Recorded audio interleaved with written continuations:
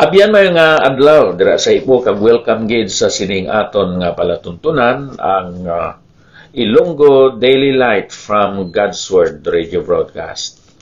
Nagapasalamat kita sa Ginoo nga pinaagi sa Facebook. Ma-record ang pagtuon kag pagpamalandong sining balaan nga pulong sang Dios ang Biblia, ang balaan kasulatan. Kag nga ma-replay ini sa mga nagkainlain nga mga estasyonan sang radyo diri sa Negros Island kag ang Cebuano version naton sini gina-replay sa iban nga mga Cebuano speaking islands and regions sa aton pungsod nga Pilipinas. Ang aton handom kag tingwa amo nga mapalapnag lang ang maayong balita, ang pulong sang Dios, kag nga gamiton ini sang balaan nga espiritu agod sa pagsugata sa mga espirituhanon nga kinanglanon sa mga tao. Kag tungod sina ari kita karon sa Ilonggo Daily Light, ang Ilonggo version sang Daily Light from God's Word Radio Broadcast. Abyan ako si Pastor Ipafrasacar, ang sakaron, pastor sang Bai City Fellowship Baptist Church, kag sang Dumaguete City Cornerstone Baptist Church, nga nagatipon dira sa Ilina 2 Manhattan Suites Inn, Kalindagan, Dumaguete City, Negros Oriental.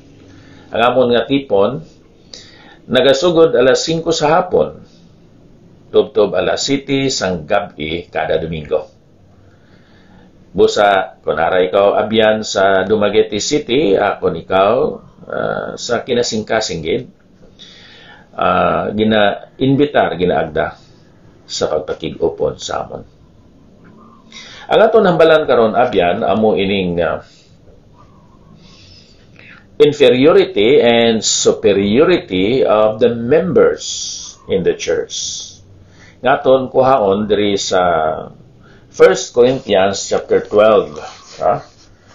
Sa chapter 12 diri sugod sa bersikulo 15 nagasiling sa English ko nagabasa, no?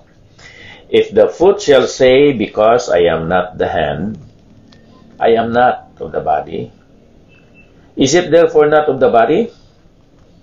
And if the ear shall say, because I am not the eye, I am not of the body, is it therefore not of the body? If the whole body were an eye, where is the hearing? If the whole were hearing, where were the smelling? But now hath God set the members, every one of them, in the body as it hath pleased him.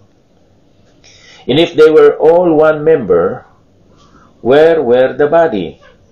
But now are they many members, yet but one body. And the eye cannot say unto the hand, I have no need of thee, nor again the head to the feet, I have no need of you. No, much more those members of the body which seem to be more feeble are necessary.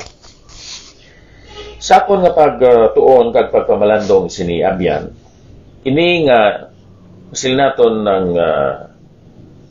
ilustrasyon nga gingamit ni Apostol Pablo nanungod sa lawas.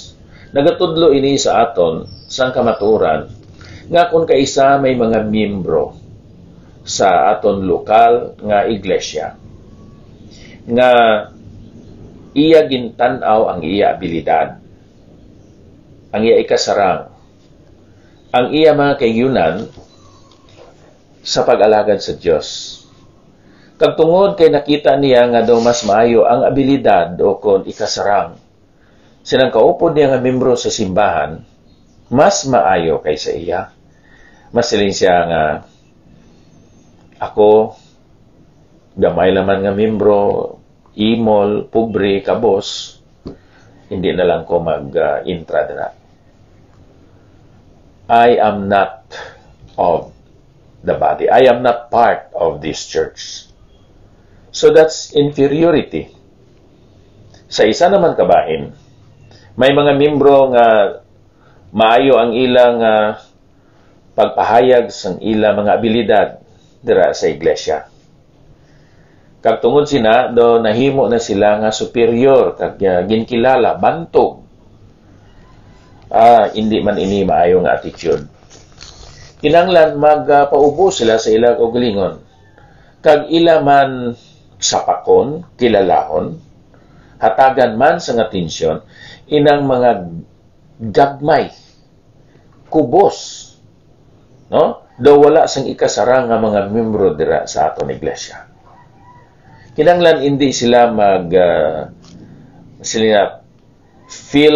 feeling important sa ila kaimtangan o bahin sarang mahimo dira sa simbahan. So amo ining duha ka contrasting attitudes, ang inferiority kag ang superiority.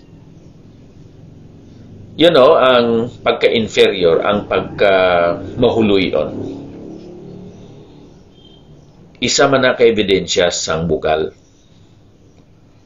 Kaangay sang superiority, isa man ina ka-ebidensya sang bugal sang tao.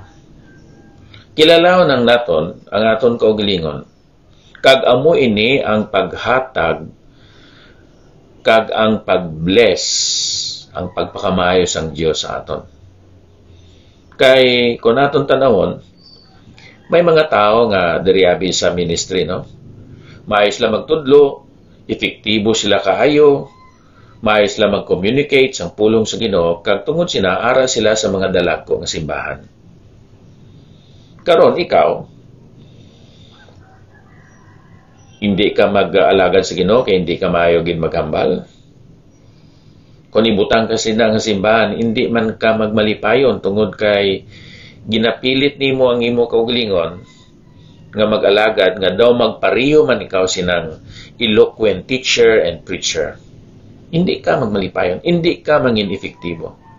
Probi nimo inang tao nga nagapastor sa dako kaya nga simbahan, ibutang nimo na siya sa bukid nga mga membro 50 kabilog, hindi man na siya magmalipayon dito. Hindi makahatag sa iya ang kalipay nga maayos siya magtudlo. No? Pinaagi siyang pagtudlo o kung pinaagi siya pagkanta. Wala siya ginhatagan sang bugay sang Dios nga makapastor sa 50 ka miyembro nga simbahan. Kag hindi siya mangin efektibo. So just discover your ability, your talent, and then ihalad ina sa Ginoo. Sa diin ikaw ginbutang sang Dios. Kag makita sang Ginoo, mapakamaayo ang iban nga mga tao. Kag makita man nimo ina, magmalipayon ka. Mangin meaningful ang imo nga pag-alagad dira sa Dios. So kung sa diin ka man karon abyan, kusisa ang imo abilidad, ang imo hiyas, kagamitay na sa bulaton sang Dios. Kag kun may mabless, kun may madala nga tao sa tilan sang Dios tungod sa imo nga ministry, dira ka ginbutang sa Ginoo. Don't be envious, don't be inferior. Don't be jealous. Don't be proud. Don't be superior. Kaya kita tanan, mga instrumento lang sang Dios sa dako nga buluhaton sa sini nga kalibutan. Dios nga balaan, madamo gid nga salamat nga imo kami gin hatagan sa balaan kasulatan, gin pakilala sinang maluluwas nga si Ginoong Hesus. Kag nakabaton kami sa iya, nabaton man namon ang balaan nga espiritu nga nagadala, nagahatag man sang hiyas o mga hiyas agod nga makapalig-on sa iban kag makahimaya man sa imo. Sa ngalan ni Ginoong Hesukristo, amen. Abyan, salamat gid sa imo nga pagsunod sini nga aton nga programa. Nairel, salamat gid sa imong replay sinidira sa inubaan kag sa aton mga kaupod nga mga pastor nga may istasyonan sa radyo. Ang Diyos magagamit sa inyo. Pastor Robert De Jesus, good morning. Nerviging, Alico Garganyan, Ruben Timario, ng Lydia Car, Dave Ilaga, Pastor Ebenezer Bautista, good morning. Sa aton mga kabyanan nga nagapamati sini dira sa Hinubaan, dira man sa San Jose Sipalay City, Kaliling Kawayan, Mulubulo Kawayan, sa Tapi Kabankalan City, Daan Banwa, Kabankalan City, Kamingawan, Kabankalan City, sa Bantayan B, Kabankalan City. Kag bisan pa dira sa San Jose, Bayuan City. Kag siguro gina-replay man ining si Ilonggo naton dira sa Valle Hermoso, Negros Oriental. Kag sa Canlaon City, kaupo ni Pastor and Mrs. Pedro Iladio Jr. Ang Diyos magapakamayo sa aton nga tanan. Madamo gid, kasalamat.